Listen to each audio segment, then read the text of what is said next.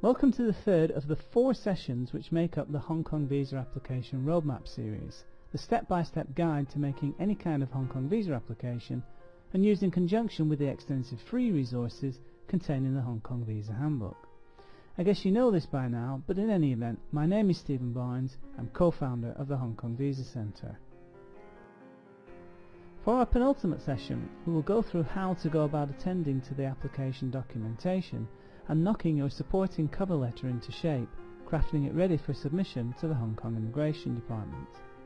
We will be looking particularly at gathering the documents together from the checklists found in the Hong Kong Visa Handbook, identifying and completing the forms, again with the help of the screencast presentations contained in the Visa Handbook, putting pen to page, writing the supporting cover letter, which will include your case argument, if your application is one that does in fact require a discrete argument in support, and bundling everything up, making it ready for submission.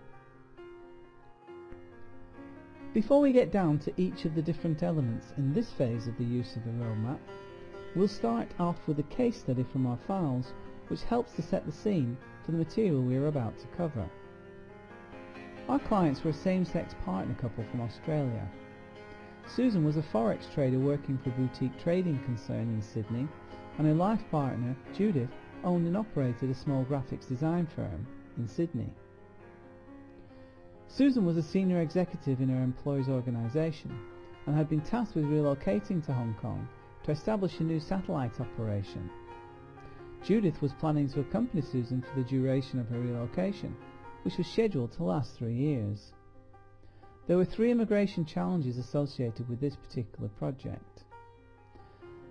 First, the business was to be newly established, meaning that the Hong Kong ID would have to understand the bona fides of the business from scratch, as the sponsor employer had no previous immigration profile. Secondly, the business will be subject to strict SFC licensing conditions, which would impact on the timing and availability of visa consents for Susan. Thirdly, as non-traditional family, Judith wouldn't be allowed a dependent visa, which meant that special focus would have to be placed on the nature of the life partnership that Judith and Susan enjoyed, enabling a prolonged visitor visa for Judith to accompany Susan during her secondment to Hong Kong. This necessitated 3 considerable sets of documentation challenges. We had to closely coordinate with the blue-chip law firm instructed to attend to the corporate establishment and SFC licensing applications, ensuring that the new Hong Kong business as employer sponsor would be able to pass muster with the Hong Kong ID. We then had to work directly with Susan in gathering together the requisite documentation and information on our current employer in Australia, for, as an intercompany transferee moving to a newly established business in the HKCR, the Immigration Department would look closely at the bona fides of the Australian parent operation and take comfort from that profile that indeed the newly established business in Hong Kong would essentially be of the same ilk and calibre. We also worked directly with Judith, who managed the exercise of compiling the documentation substantiating the profoundly committed, loving nature of her relationship with Susan, and also the fact that her business in Australia would carry on during their stay together in Hong Kong, providing an independent means for Judith to contribute to the cost of their joint lives, even though Susan would be serving the role of financial guarantor and sponsor for Judith's residence here.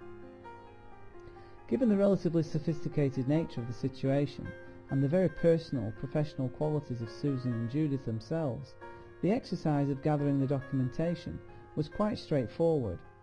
However, 3 points to note can be made. 1. The successful SFC licensing of both Susan and the new company in Hong Kong was a necessary precondition for visa approval ultimately. This means that the processes leading to these licenses had to commence before the applications for visas were submitted, and expectations set that visas would be granted after consents had been finalised. It's unreasonable to expect the Hong Kong ID to authorise employment for unlicensed businesses. 2. There was a chicken and egg type situation in play, as the SFC licence could only be granted to a person with record immigration permissions, and visas could only be granted where SFC licensing was in place. Careful timing and coordination of the application paperwork and interactions with the Hong Kong ID ensured that this conundrum was ultimately overcome. As it happened, Judith and Susan each owned their own homes in Australia, although they had lived together in one of them for several years. Consequently, they were unable to show to the Hong Kong ID joint property ownership, or indeed a tenancy in both of their names. However, they had appointed each other as the sole beneficiaries in their mutual wills, and this fact, together with an array of other documentation which spoke to the obvious cohabitation, family support for their relationship, and tax returns each indicating the other as in receipt of certain family tax benefits in Australia, served to overcome this lacuna in their paperwork. Needless to say, both cases were approved. Susan got her employment visa and Judith her prolonged visitor visa.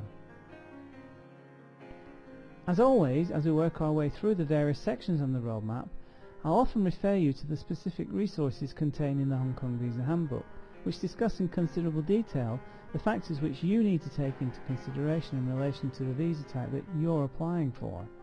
Each section will refer to different resources, so the handbook and the roadmap work together hand in hand. So, let's get started on case compilation. On page 4 of the roadmap, you'll find the section tabbed in brown called Compile. This contains 7 segments for consideration, and we're going to discuss each separately now. Documentation strengths. The key thing to consider about this segment of the roadmap is that you will be writing up your case, gathering the documents, assessing its quality and relevancy, completing the application forms, and then prior to submission reviewing all once again to ensure that your case is the very best that it can be. In starting with the strengths of your documentation, the first thing to do is to download the pre-submission checklist for your visa type and listen to the audio discussions on the visa information PDF. This will allow you to gain an understanding of why the documents are included and what the Hong Kong ID are looking for when you supply them with these documents. You'll also need to download the application forms from the Hong Kong Visa Handbook and watch the screencast presentations called Completing the Forms.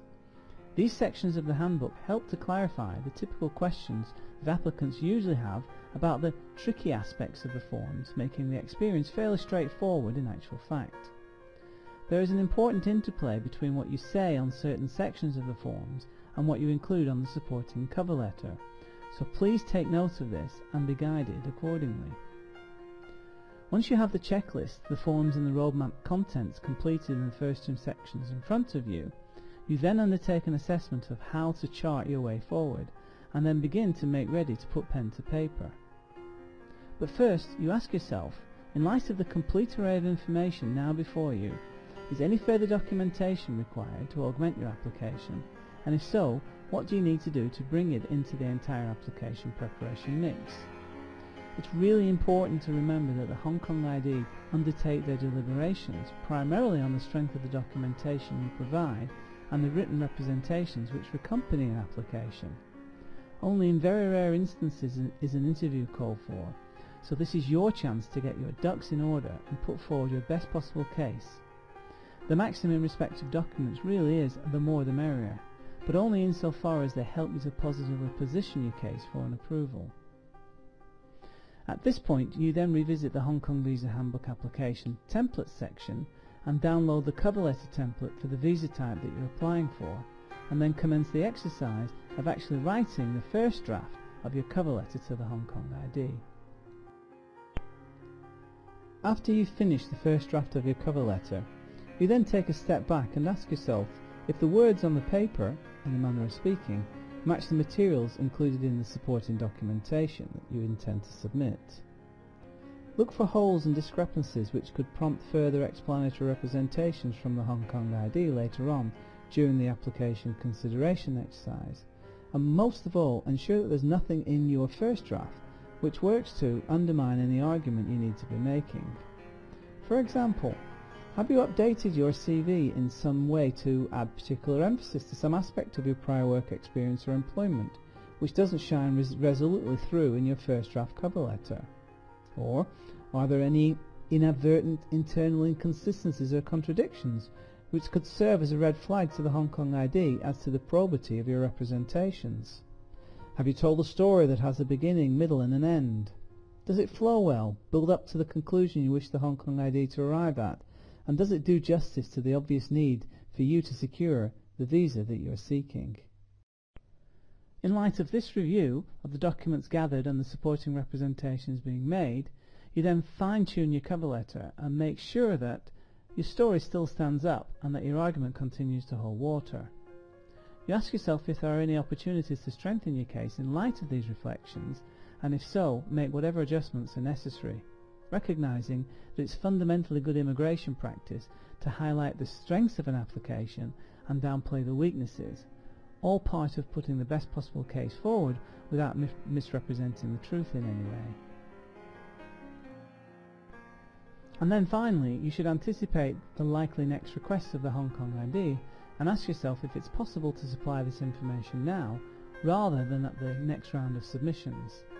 Not only does this potentially shave some days or weeks off the application consideration and processing time, but it also lessens the workload of the Immigration Department, which I know for certain is appreciated by immigration officers, which again helps the department to help you.